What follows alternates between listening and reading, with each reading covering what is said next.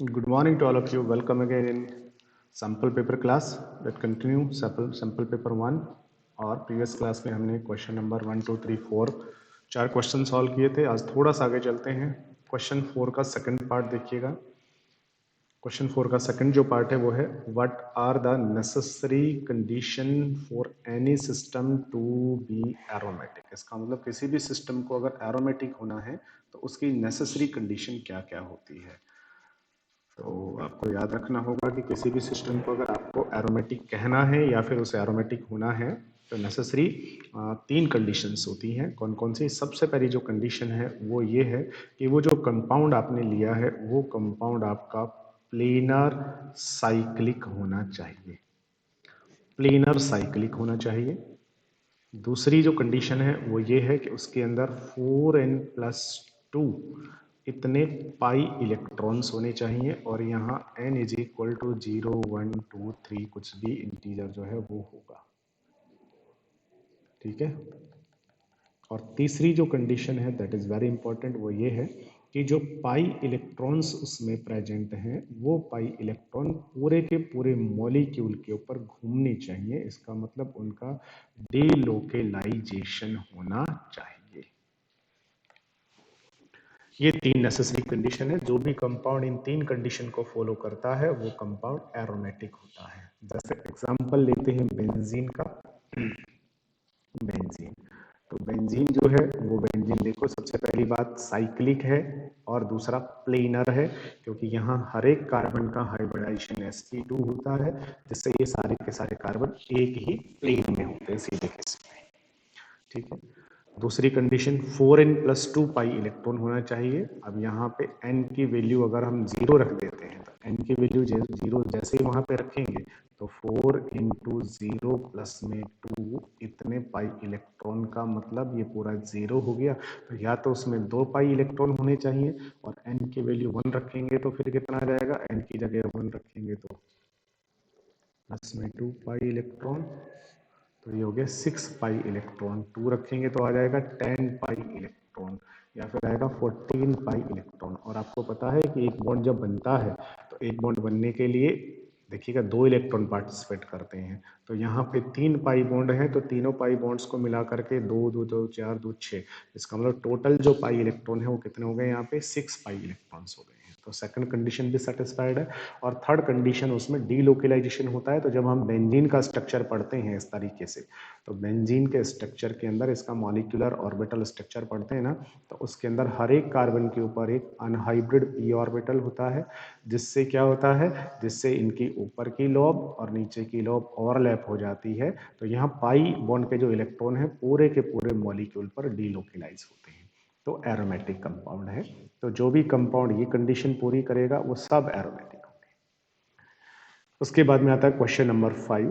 Question number 5 क्या कहता है? कहता है PCl5 PCl3 Cl2 are at equilibrium. अब उसने खुद ने बोला है कि ये सब के सब इक्विलिब्रियम में है और ये वाली रिएक्शन होती है. रिएक्शन क्या हो रहा है? रिएक्शन हो रहा है PCl5 को अगर किसी कंटेनर में डाला जाए तो ये PCl5 डिकम्पोज होता है. डिकम्पोज होकर के क्या बना देता है? PCl3 और Cl2 ये वापस कंबाइंड होते हैं और PCl5 बनाते हैं. इक्विलिब्रियम अटेन हो जाता है. इक्विलिब्रियम अटेन होने के बाद कब? 500 केल्विन टेम्परेचर पर and having concentration. Equilibrium attain होने के बाद इसकी जो कंसंट्रेशन है वो है 1.59 मोल पर लीटर, कैपिटल एम लिखा है. इसकी जो कंसंट्रेशन है वो भी इतनी है 1.59 मोल पर लीटर. और अच्छा पहले क्या लिखा उसने? PCl5 की इतनी है, अच्छा ये उल्टा लिखा है. हाँ, 1.59 मोल पर लीटर PCl3 है और इतना ही कौन है? Cl2 है. 1.59 PCl3 और इतना ही कौन है? Cl2 है. और उसके बाद में PCl5 जो है वो कितना है? 1.41 मोलरिटी. तो ये जो है ये इतना नहीं है, ये है इक्विलिब्रियम अटेन होने के बाद 1.41 मोलरिटी. अब क्या पूछ रहा है? Calculate Kc for the reaction. इसके लिए इसका Kc कैलकुलेट करके बता दीजिए. तो बहुत सिंपल होगा Kc को कैलकुलेट करना. इसमें इक्विलिब्रियम अटेन हो गया है तो अब इसका Kc लिख दीजिए. Kc इज इक्वल टू क्या होता है? इक्विलिब्रियम अटेन होने के बाद जो प्रोडक्ट यहाँ पे बने हैं उन प्रोडक्ट का एक्टिव मास या उनकी मोलर कंसंट्रेशन अपॉन रिएक्टेंट का एक्टिव मास या मोलर कंसंट्रेशन। अब यहाँ देखिए ये जो रिएक्शन है ये बैलेंस है, तो यहाँ इन सब का स्टोइकोमेट्रिक कोफिशिएंट 1 1 होगा ना, तो सबकी पावर 1 है, इसका मतलब यहाँ कुछ और लगाने की जरूरत नहीं है। अब इक्विलिब्रियम अटेन होने के बाद PCl3 का कंसंट्रेशन कितना है 1.59, PCl2 का भी कितना है 1.59 और PCl5 का कितना है 1.41। बस इनको मल्टीप्लाई करके डिवाइड लगा दीजिए, Kc की कुछ ना कुछ वैल्यू आ जाएगी, वही हमारा आंसर होगा। इस तरीके से हम इसे सॉल्व कर सकते हैं। चलिए अब हम इसी का ही एक और ऑप्शन वाला क्वेश्चन देखते हैं, और का क्वेश्चन नंबर 5 में जो ऑप्शन है उसका सेकंड पार्ट देखते हैं। सेकंड पार्ट क्या कह रहा है देखिएगा, right the relationship between Kp and Kc for the gaseous reaction this. ये एक गैसियस रिएक्शन है, इसके लिए Kp और Kc का रिलेशन लिखना है। अब हमें रिलेशन याद रखना होता है कि Kp is equal to Kc होता है और डेल n होता है गैसियस का, डेल नहीं सॉरी गलत बोल दिया, ये तो उसमें चला जाएगा, थर्मोडाइनमिक्स में चला जाएगा। Kp is equal to Kc, Kc के साथ में होता है RT की पावर डेल्टा n, ये होता है RT की power delta n। Delta n क्या चीज होता है, डेल्टा n जो होता है, ये डेल्टा n होता है हमारा number of moles of product minus होता है number of moles of reactant, ठीक है ना, ये वाला होता है। तो यहां से Kp is equal to Kc RT की पावर डेल्टा n।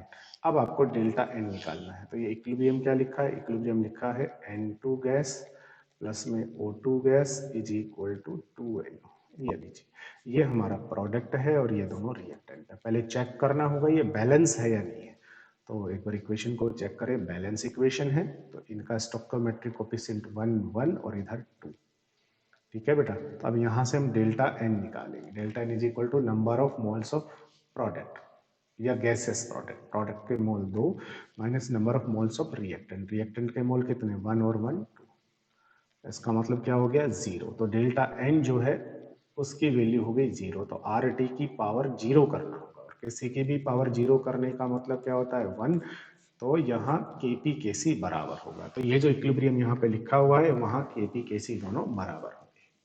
इसके अलावा अब ये जो इक्विलिब्रियम है ना, इसके ऊपर कुछ इफेक्ट पूछे गए हैं। डिस्क्राइब द इफेक्ट ऑफ, अगर हम यहाँ बाहर से हाइड्रोजन गैस मिला, अच्छा ये क्वेश्चन दूसरा है, बी पार्ट है सॉरी।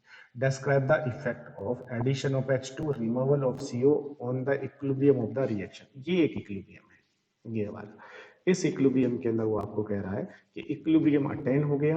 अब अगर आप बाहर से इसमें हाइड्रोजन गैस और मिला देते हैं, तो जैसे ही बाहर से हाइड्रोजन गैस इसमें ऐड करेंगे क्या होगा, according to Le Chatelier principle, hydrogen को जैसे ही यहाँ पे इंक्रीज करोगे हाइड्रोजन का अमाउंट बढ़ गया, अमाउंट जैसे ही बढ़ेगा तो दोनों में से किसी एक रिएक्शन का रेट बढ़ेगा, क्योंकि इक्विलिब्रियम डिस्टर्ब हो जाएगा। कौन से रिएक्शन का रेट बढ़ेगा, जिसके द्वारा किया गया चेंज रिड्यूस हो जाएगा, और चेंज कौन से रिड्यूस होगा, क्योंकि हाइड्रोजन तुमने इंक्रीज किया है ना, तो इस हाइड्रोजन को कम करना है, और कम कौन से रिएक्शन से होगा, फॉरवर्ड से। तो जैसे तुम इसके अंदर हाइड्रोजन को ऐड करोगे कौन से रिएक्शन का रेट इंक्रीज हो जाएगा, फॉरवर्ड रिएक्शन का रेट इंक्रीज हो जाएगा। इट मीन इक्विलिब्रियम जो है, equilibrium should be shifted toward forward direction. Removal of CO, अगर आप यहाँ से CO को बाहर निकाल लोगे तो CO यहाँ कम हो जाएगा।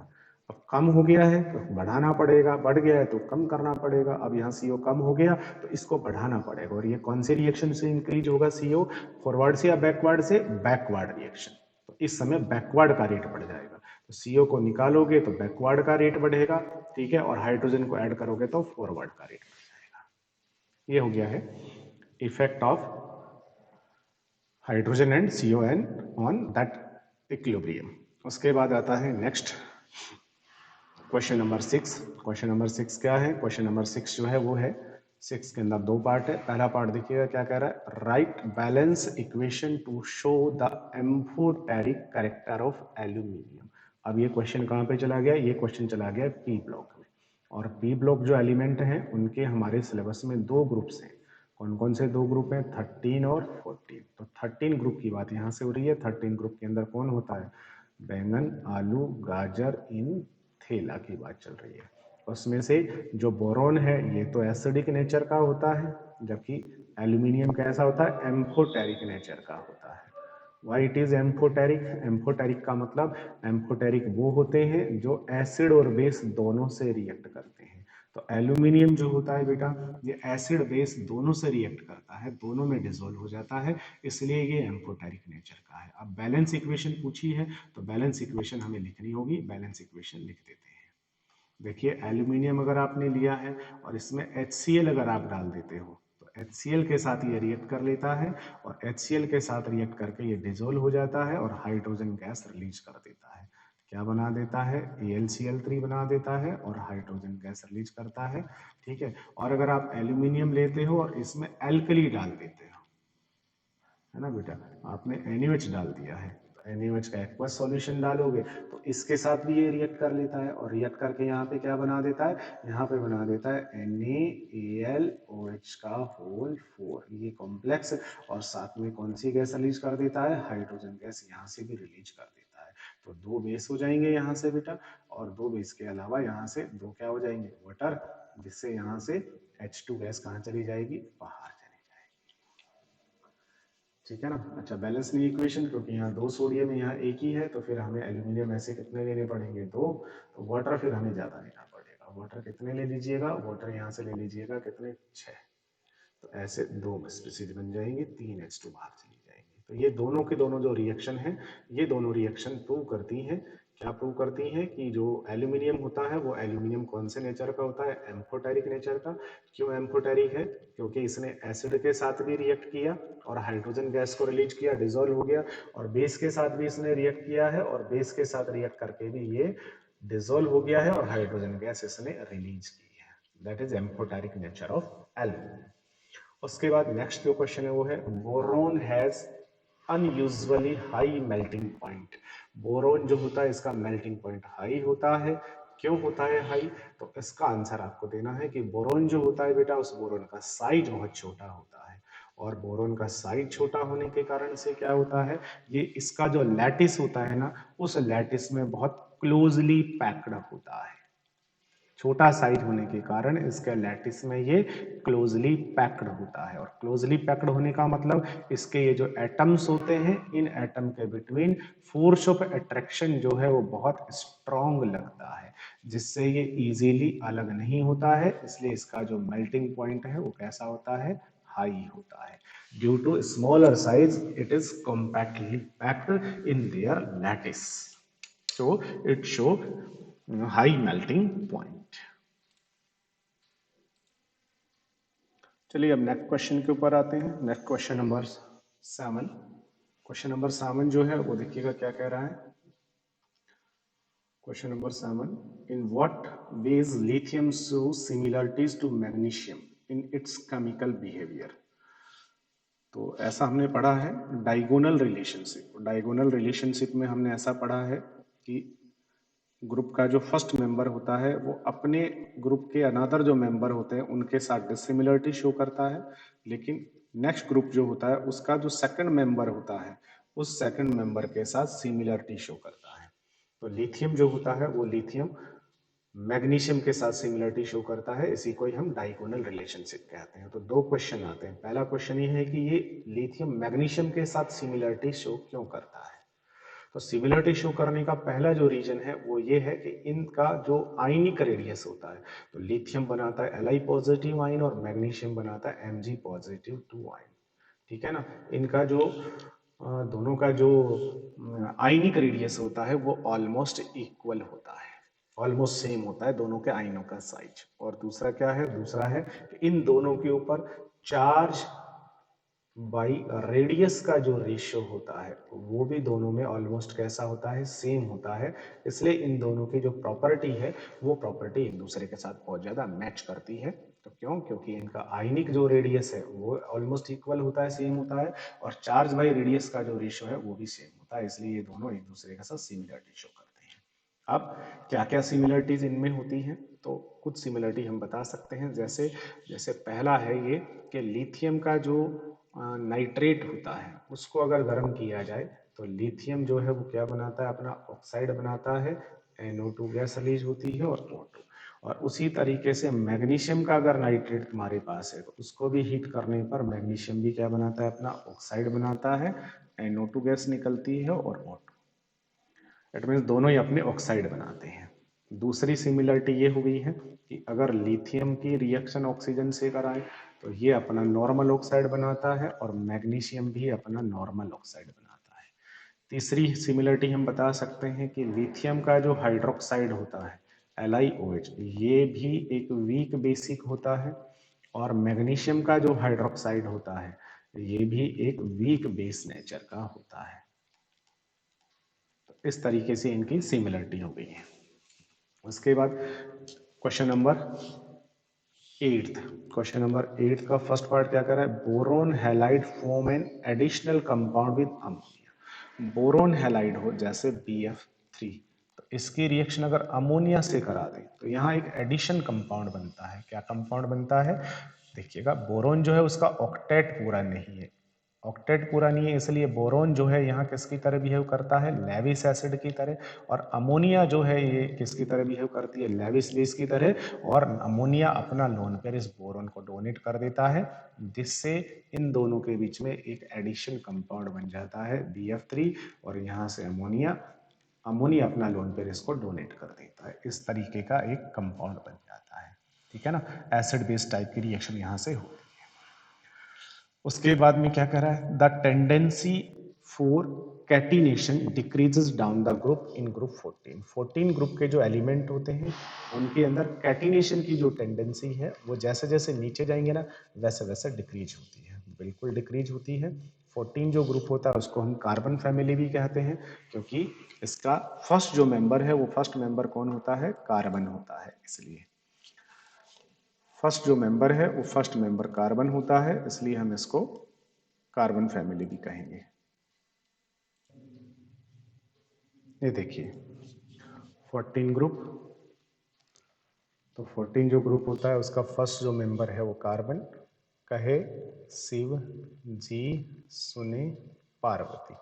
तो इन सब के अंदर देखिएगा कार्बन फैमिली 14 ग्रुप।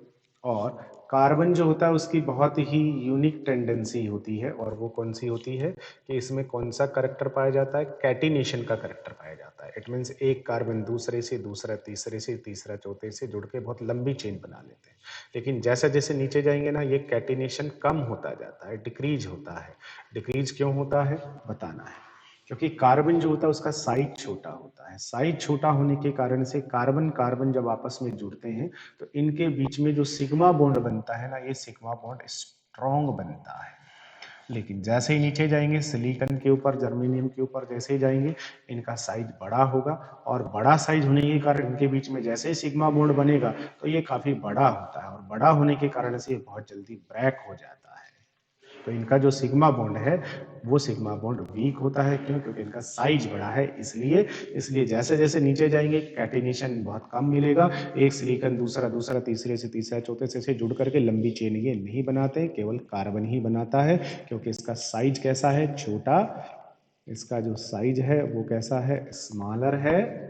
ठीक है, और इसके कार्बन कार्बन के बीच जो सिग्मा बॉन्ड बनता है वो सिग्मा बॉन्ड कैसा होता है, इनका स्ट्रॉन्ग होता है। इसलिए इसमें कैटिनेशन की प्रॉपर्टी होती है। और अब तीसरा देखिएगा, PbO2 is a strong oxidising agent than PbO होगा या फिर क्या है, देन SnO2। ठीक है, PbO2 is strong oxidising agent. तो सेम यहाँ पे 14 ग्रुप से रिलेटेड क्वेश्चन है। 14 ग्रुप जो होता है उसके अंदर बेटा यही एलिमेंट है, carbon, silicon, germanium, Sn, Pb। अब देखिए इनके वैलेंस जो सेल होता है उसमें 4 इलेक्ट्रॉन होते हैं, इसलिए इन सब की कॉमन जो ऑक्सीडेशन स्टेट होती है वो +4 होती है बेटा। ठीक है ना, +4 होती है। लेकिन जैसे जैसे नीचे जाते हैं तो कौन सा इफेक्ट और काम करता है, इनर्ट पेयर इफेक्ट भी काम करता है। और इनर्ट पेयर इफेक्ट जब काम करता है तो देखो इनका कॉन्फ़िगरेशन लिखेंगे तो इनका जर्नल कॉन्फ़िगरेशन NH2 और NP2।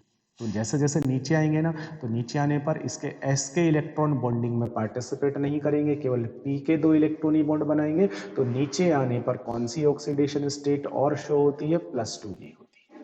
तो नीचे आने पर +2 की स्टेबिलिटी ज्यादा होती है और ऊपर वालों में +4 की स्टेबिलिटी ज्यादा होती है। तो पीबी जो होता है लेड, इसके लिए दोनों ऑक्सीडेशन स्टेट पॉसिबल है, बट मोर स्टेबल कौन सी होती है, मोर स्टेबल होती है +2 वाली। इसलिए अगर PbO4 बना है तो इसमें इसका ऑक्सीडेशन +4 है, बट Pb के लिए ज्यादा स्टेबल कौन सी होती है, +2।